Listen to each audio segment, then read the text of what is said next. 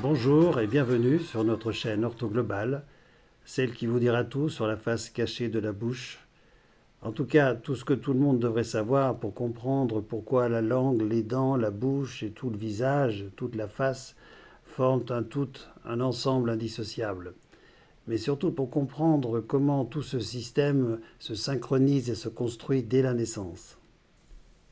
Je suis le docteur Lacroix et j'aimerais partager ici avec vous l'essentiel de ce que j'ai pu apprendre pendant plus de 40 ans de pratique et de recherche dans un domaine souvent considéré comme mineur et même carrément ignoré, mais qui touche quand même 2 enfants sur 3 et qui dépasse largement le cadre des dents. Je veux parler du domaine de l'orthodontie, mais tout particulièrement de l'orthodontie pédiatrique. Mais me direz-vous, c'est quoi l'orthodontie pédiatrique? Eh bien, c'est une autre manière de pratiquer l'orthodontie qui va en sens inverse de l'orthodontie classique, puisqu'elle essaye de comprendre et d'agir le plus tôt possible, en tout cas avant 6 ans, sur le cumul des causes précoces et périnatales qui font que les deux maxillaires ne vont pas pouvoir se rencontrer et se fermer en occlusion correcte, en bon équilibre, selon les critères ici sur cette photo qui sont définis depuis près de 40 ans maintenant. Et ça, c'est la première info que vous pouvez retenir. Ces repères, d'abord en vertical et en transversal, ce sont les premiers critères de base d'une occlusion équilibrée, encore une fois visible dès 3 ans. Pour le sens vertical, selon la ligne numéro 1, ici, il ne faut pas que les incisives du bas soient cachées par les incisives du haut. On devrait en voir au moins la moitié. Et selon le critère transversal, le plus important pour la symétrie, selon la ligne numéro 2, les milieux des incisives de lait du haut et du bas sont sur la même ligne. Alors ensuite, il y a le sens horizontal selon les critères numéro 3, c'est-à-dire que la canine du bas est en avant de la canine du haut et les dents s'articulent un peu comme les doigts des mains.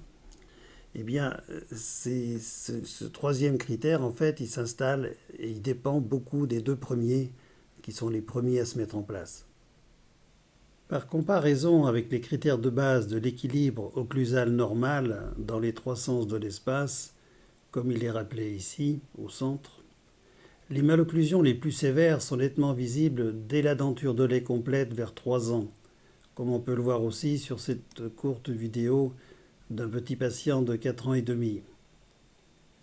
Je rappelle, parce qu'on le voit bien ici et qu'on n'y pense jamais, que lorsqu'on dit que les mâchoires doivent se fermer en occlusion, en fait, c'est la mandibule en bas qui est la seule partie mobile et qui est censée venir s'emboîter et presser dans le maxillaire en haut. Et on voit bien qu'ici, c'est l'inverse.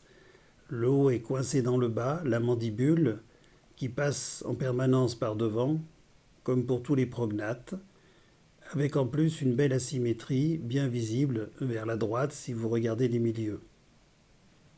Et vous verrez aussi sur notre chaîne que ce domaine de l'orthodontie pédiatrique est beaucoup plus vaste que ce que tout le monde pense, vous aussi certainement, puisqu'en partant des conditions périnatales qui vont influencer l'équilibrage de la bouche et des dents, ici à gauche,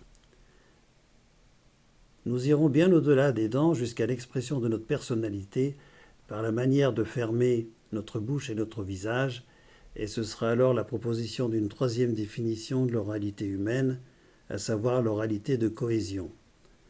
Je vous en dis un peu plus parce que ça c'est tout nouveau. Il y a deux définitions bien connues et reconnues partout de l'oralité humaine, l'oralité de nutrition ici en haut et l'oralité de communication. Ces deux oralités sont définies bouche ouverte et en action. Mais il est temps de parler d'une troisième fonction qui s'effectue avec la bouche fermée, à savoir la fonction de cohésion. Car cette troisième fonction permet en effet en permanence de recentrer le corps et le cerveau dans un équilibre concentré et cohérent avec la personnalité et l'état émotionnel de chacun à chaque situation nouvelle. Et c'est ce qui nous permet ensuite de mettre en cohésion, en équilibre cohérent, pour ceux qui le peuvent évidemment, les pulsions et pressions de notre monde intérieur en face des pulsions et pressions du monde extérieur. Aujourd'hui, nous pouvons donc relier la fermeture de la bouche et de la face, c'est-à-dire l'occlusion oro-faciale, avec le recentrage, la cohésion entre réflexion et action, entre notre intérieur, notre mental, et l'extérieur, l'expérimental. En résumé, avec l'orthodontie des bébés ou pédiatrique, cette chaîne est faite surtout pour les parents des tout-petits qui présentent une occlusion et une croissance orofaciale en train de dériver du droit chemin quelque part entre les hypertoniques ici en haut, qui font tout trop vite et trop fort, où il y a trop de pression et trop de fermeture, et à l'inverse en bas, les hypotoniques, parmi lesquels on va retrouver la plus grande partie des naissances prématurées. Sans oublier évidemment au milieu le troisième groupe, celui des asymétriques, qui représentent les plus gros problèmes, qui vont donner les plus gros problèmes orthodontiques, étant donné qu'ils sont généralement cumulés avec l'un ou l'autre des deux premiers problèmes du sens vertical, et que leurs causes dépassent largement les limites du monde dentaire, du cadre dentaire. Mais notre chaîne est faite aussi pour tout praticien de la petite enfance, ou même pour tout étudiant ou chercheur intéressé par les relations entre tous ces équilibres qui se rencontrent ici au niveau de la bouche sur ce tableau, l'équilibre respiratoire, l'équilibre postural, l'équilibre orofacial et dentaire, tout ceci autour de l'équilibre au centre ici, de l'équilibre sensoritonique et de l'équilibre psychodynamique. Alors encore une fois, quelle que soit votre question, bienvenue sur notre chaîne OrthoGlobal. Et merci de vos clics et réactions aux commentaires qui permettront de compléter et d'améliorer notre contenu. Et puis surtout, merci aussi pour votre intérêt pour nos travaux. Alors à tout bientôt.